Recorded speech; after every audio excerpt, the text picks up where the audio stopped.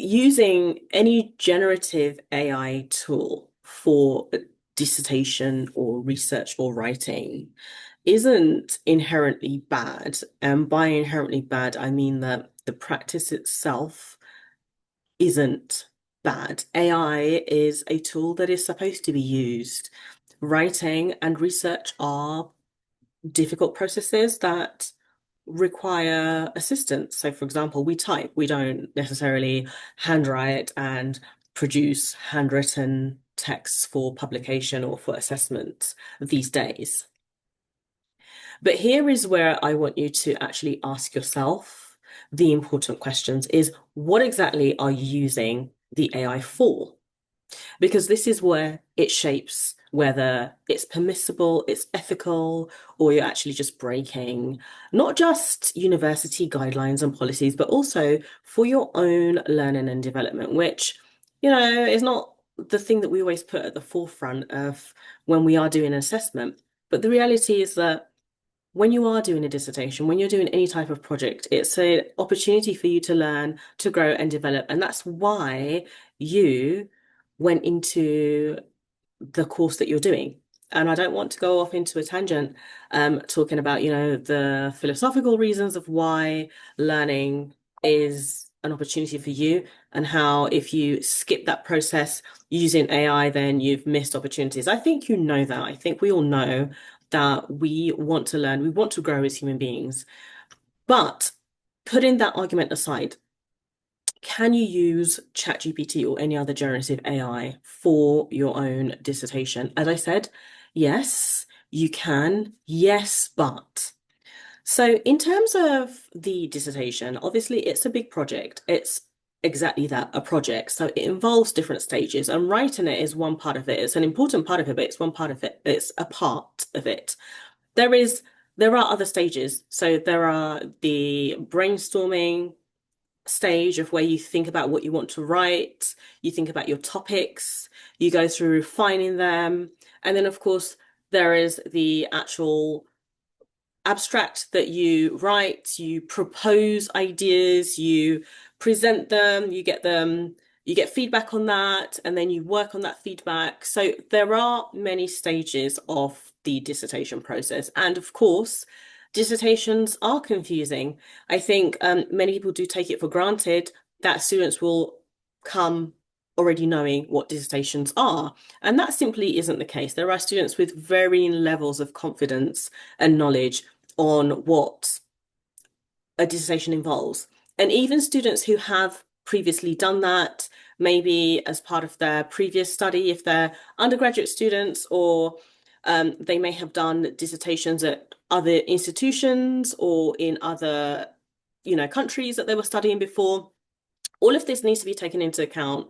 Dissertations do vary by country and to some extent, some institutions. So people do have varying levels of their understanding and confidence in that, and that's absolutely fine. So if we are talking about using AI as a companion to help you understand that, then of course it makes sense. The way that you would ask it as a Google replacement, you may ask it questions about what the dissertation process involves, and you will chat to it because, as the name suggests, ChatGPT is an iterative process. And I think one of the things that I really like about AI is the iterative process of it, that you will put in certain prompts, you'll get an output, and then what you do with the output is really what matters. So, it's all fun and games to put something into an AI, and then you press enter, and then when you get the output, you become impressed with how fast and how easy it appears to be. And this is, I think, where people get lost because they think that when you have a refined output that looks impressive, and the typical one is where people ask ChatGPT to write an email. And if the email comes, as it appears, it comes looking like it's, sent from the heavens. Um, and then you just automatically think, okay, because it's done that, it must be able to do everything. And this is where you and your humanness has to override because you probably know how to write a very effective email. And what you're impressed with is the speed and the ease. If you've said, write an email to XYZ, write an email for XYZ, and the speed and the ease that the chat GPT or Gemini or whatever it is was able to do that for you. Now, is it impressive? Yes, it is. But this is where you need to really step in and retain your own human judgment and thinking. I have a whole plethora of videos and resources about the human and AI judgment and how to make sure that you are retaining your own critical thought. So if you want to explore that, please do. I do have an entire dissertation suite. I also have an entire collection on AI and academic writing. So you need to check that out on my blog, and the link is in the description of this video or the in the bio of my actual YouTube page.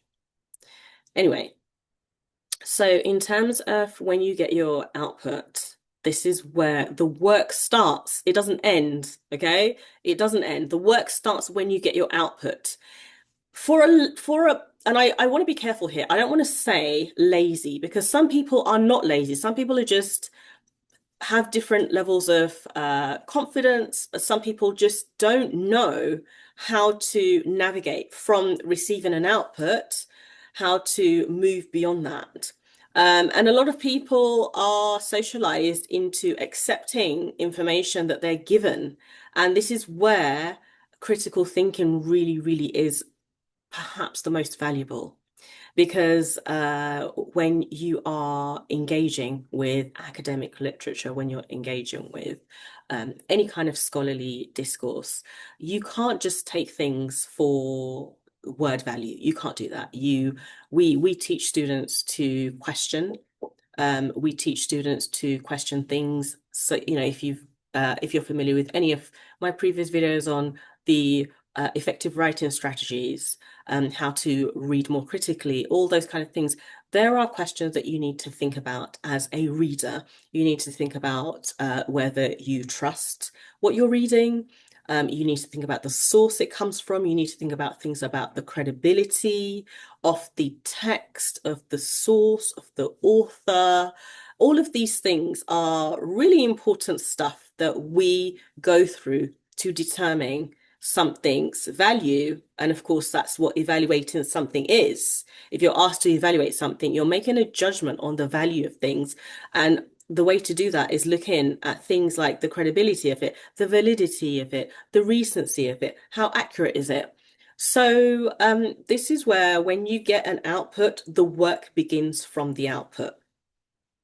And you need to, specifically with AI, you need to think to yourself, how much are you trusting this? There is nothing wrong with being impressed because you could be impressed for a variety of reasons. You could be impressed that it's done it for you very fast. You could be impressed that it looks like it is an impressive piece of writing that you want to send perhaps as a customer service complaint, as an inquiry or whatever. That is fine.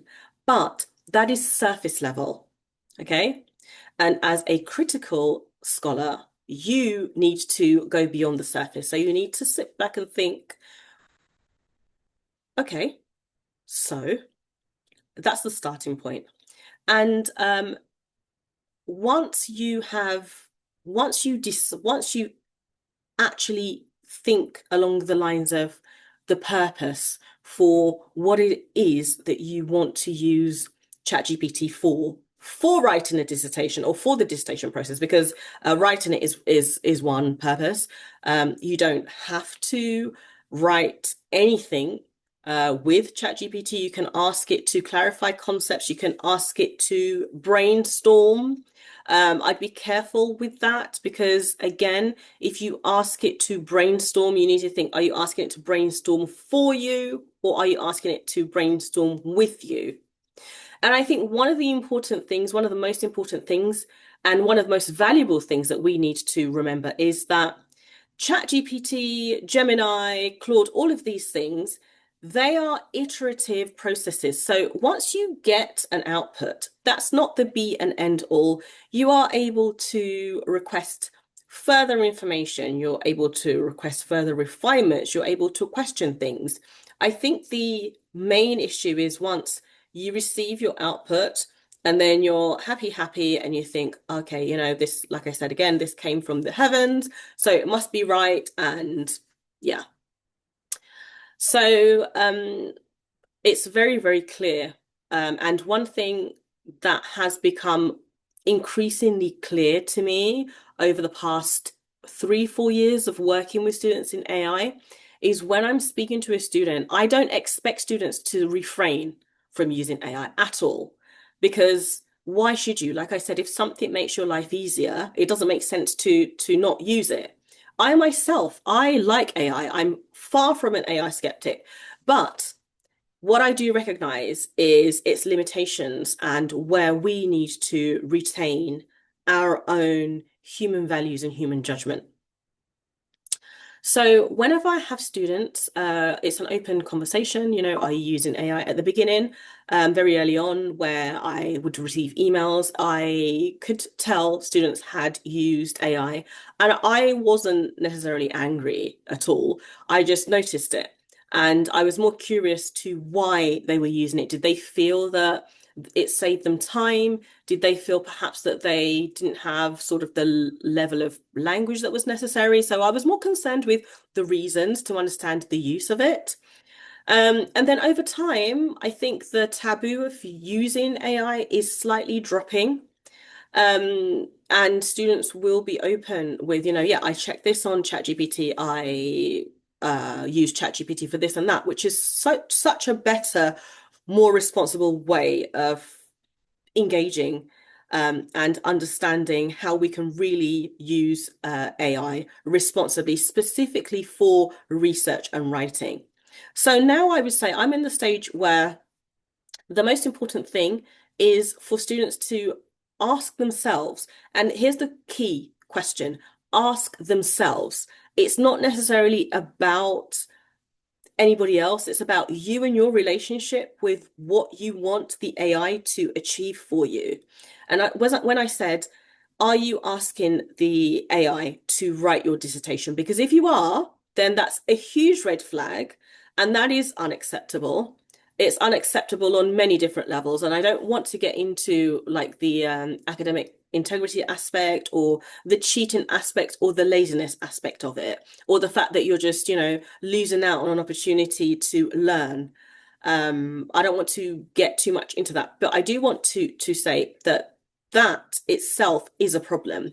But if we are asking AI to co-engage and to learn from, I cannot see any reason for that. So for me, the key is what exactly are you using the AI for? Um, so let's say, for example, you're using AI to brainstorm ideas. Again, so we might say, okay, well, you're brainstorming ideas, you're not necessarily using the AI to produce anything for you, so therefore it's fine. Well, it could be, but it could also be problematic because by brainstorming, I think you can still completely outsource that. You can easily put a prompt into ChatGPT and say, brainstorm ideas on X, and it will give you quite an elaborate list of topics and ideas or whatever. And brainstorming is still a fundamental human capability. It's something that, you're sitting there with your thoughts. Your thoughts are yours, and I do think that there is a difference there with what you're able to brainstorm as a human and then whether or not, outsourcing that to an AI should be what you do. So as I mentioned, it is what you do with the output. Let's say, for example, that you do put into ChatGPT, brainstorm ideas on X.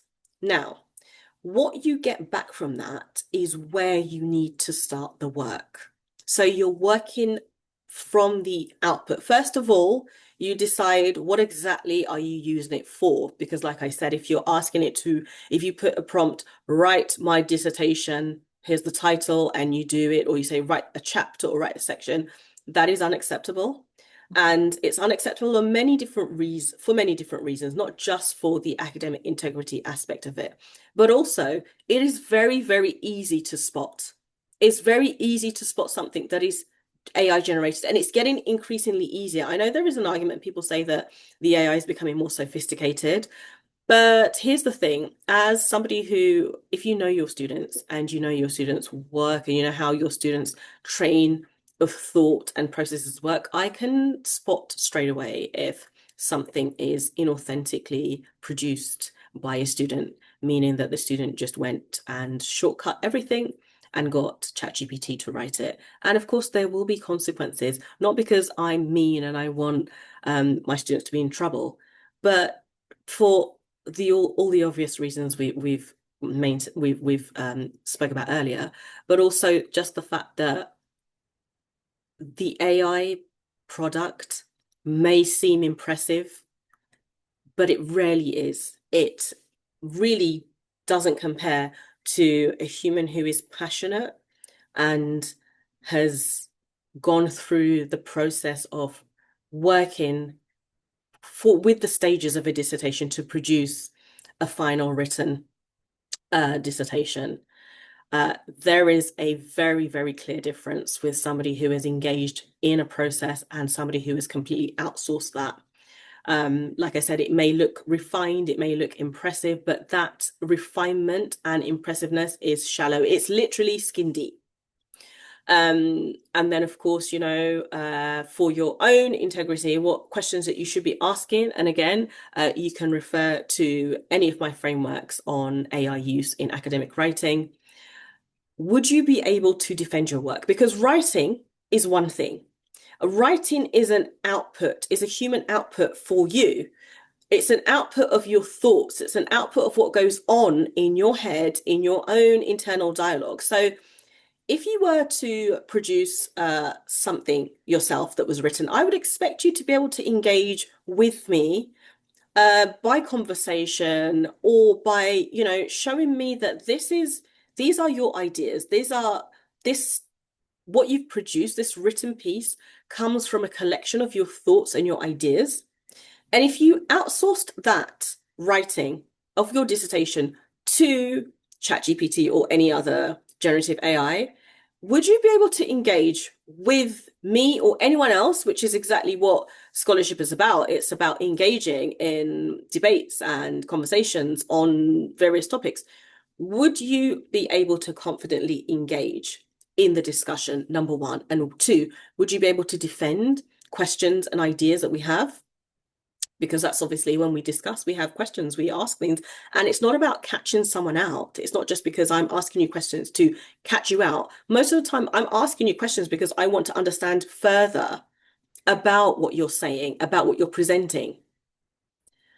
When you produce work from AI, you will completely miss that. And it will become in fact, it will be embarrassing for you. Imagine presenting something as yours, and then when you're questioned about it, again, not because somebody's trying to catch you out, because they want to learn more about your work, and then you're unable to engage. Like, how embarrassing would that be? It really is embarrassing. And it's also a shame because you may not be the best writer. You may not be the most coherent person who can present their ideas most articulately. But here is the thing. These are your ideas.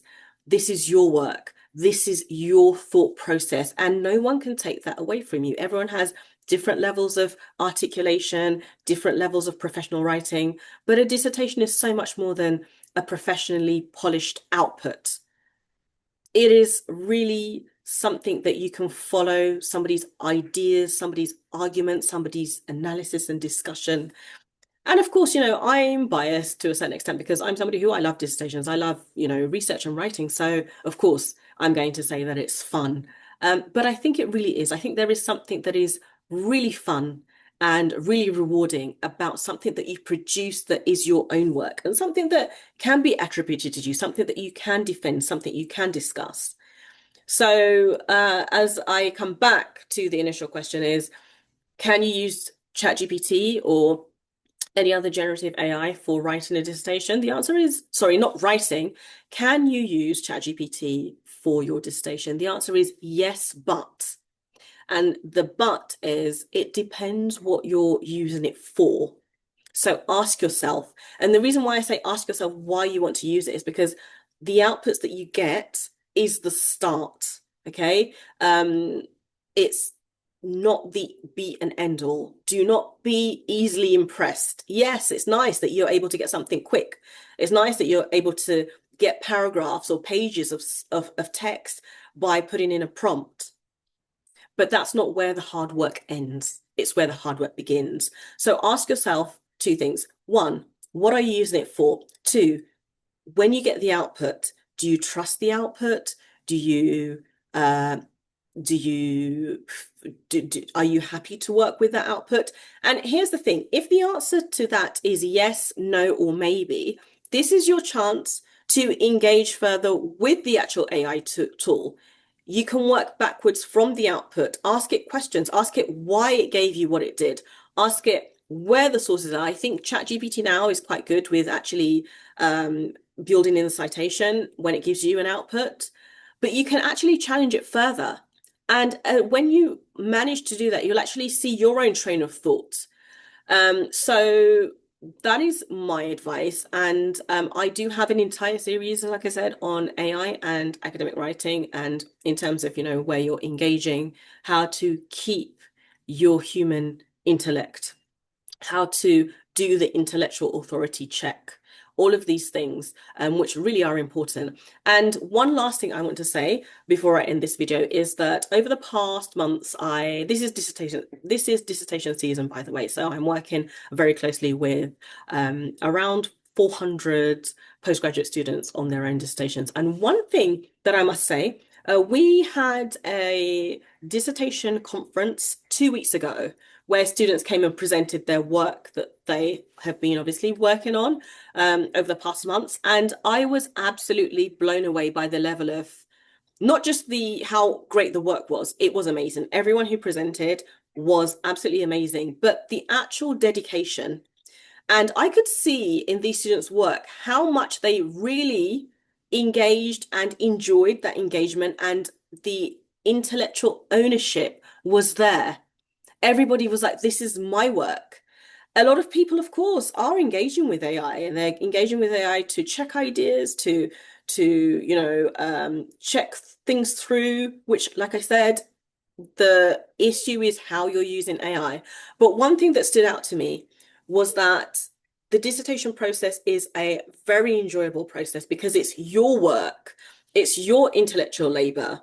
And when you have intellectual labor, this is something that you will definitely, it's something that you can own, and you can present yourself very confidently as your own work rather than just trying to shortcut an entire process that is supposed to take months, in some cases years, and outsourcing that to a machine, which will give you something, of course it will do, but the actual quality of the output is in the majority of cases questionable, and that's where we need to retain our human judgment.